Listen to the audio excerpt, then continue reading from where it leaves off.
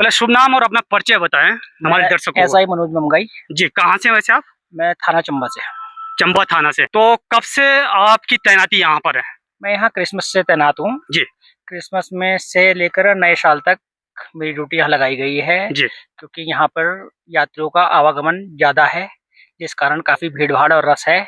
और चूंकि यहाँ पे रोड संकरी है, एक तरफा ट्रैफिक चलता है, जिस कारण के लोग पार्किंग की व्यवस्था नहीं है, इसलिए उनको सुव्यवस्थित तरीके से पार्क करवाकर गाड़ियों को यहाँ से यातायात को सुगम तरीके से चलवाया जा रहा है। तो 2-3 दिनों से लगातार आप यहाँ पर हैं, तो कितना पुलिस बल आपने यहाँ पर तैनात किया हुआ है? यहाँ पे उच्च अधिकारियों के आदेश से यहाँ पर 15 लोग तैनात हैं।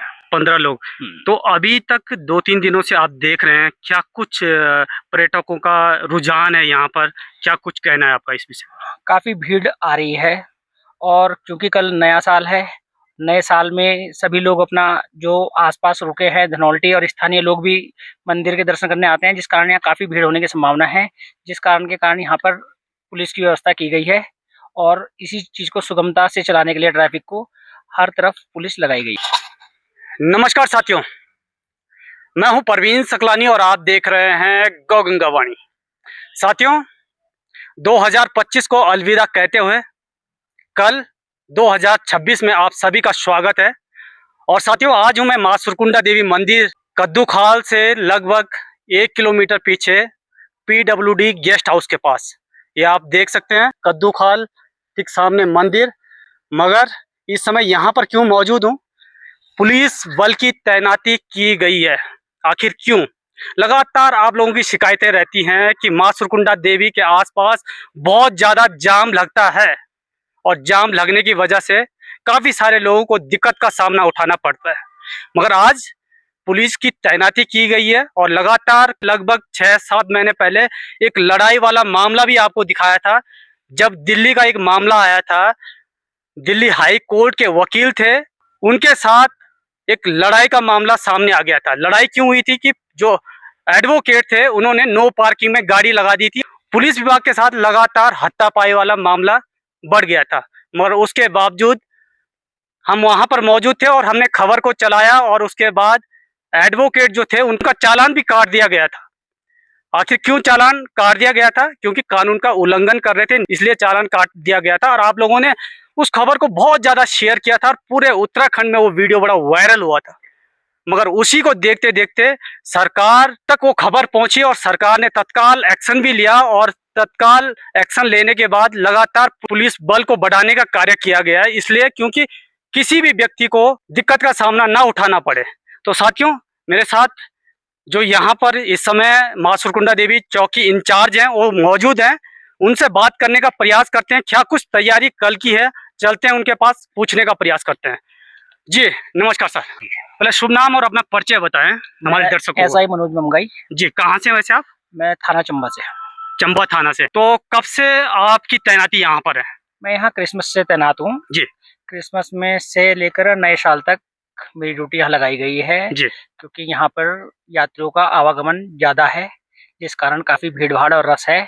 और चूंकि यहाँ पे रोड संकरी है, एक तरफा ट्रैफिक चलता है, जिस कारण के लोग पार्किंग की व्यवस्था नहीं है, इसलिए उनको सुव्यवस्थित तरीके से पार्क करवाकर गाड़ियों को यहाँ से यातायात को सुगम तरीके से चलवाया जा रहा है। तो 2-3 दिनों से लगातार आप यहाँ पर हैं, तो कितना पुलिस बल आपने यहाँ पर तैनात किया हुआ है? यहाँ पे उच्च अधिकारियों के आदेश से यहाँ पर 15 लोग तैनात हैं।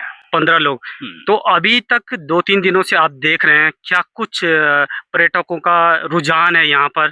क्या कुछ कहना है आपका इस विषय में? काफ़ी भीड़ आ रही है, और क्योंकि कल नया साल है, नए साल में सभी लोग अपना जो आसपास रुके हैं धनौल्टी और स्थानीय लोग भी मंदिर के दर्शन करने आते हैं, जिस कारण यहाँ काफ़ी भीड़ होने की संभावना है, जिस कारण यहाँ पर पुलिस की व्यवस्था की गई है, और इसी चीज़ को सुगमता से चलाने के लिए ट्रैफिक को हर तरफ पुलिस लगाई गई है। आपकी तैनाती यहाँ पर की गई है, और अभी अभी मैंने वहाँ पर देखा है कि चौकी भी बनी है, पुलिस चौकी, और ठीक मंदिर के गेट के ठीक आगे बनी है। वहाँ पर कितने पुलिस बल रेगुलर तैनात रहते हैं, उस पर कुछ कहेंगे आप? वहाँ पे एक सब इंस्पेक्टर और 2 कांस्टेबल और 2 होमगार्ड हमेशा तैनात रहते हैं, और ऊपर मंदिर परिसर में हमारा अलग फोर्स रहता है। एक चीज़ और मैं पूछना चाहता हूँ, आप वहाँ पर गए होंगे, अंदर भी गए होंगे, मगर मेरी नज़र में वहाँ पर कहीं शौचालय की व्यवस्था नहीं है, उस पर क्या कुछ कहना चाहेंगे आप? शौचालय की व्यवस्था नहीं है क्योंकि मंदिर परिसर है और वो इसी जिस कारण वो टॉयलेट उसके बाहर बनाया गया है। मंदिर परिसर होने के कारण वहाँ पर टॉयलेट की व्यवस्था नहीं हो सकी है, जिस कारण मंदिर समिति वालों से बात चल रही है, तो उसकी व्यवस्था अलग से उसके लिए वो किया जा रहा है प्रयास।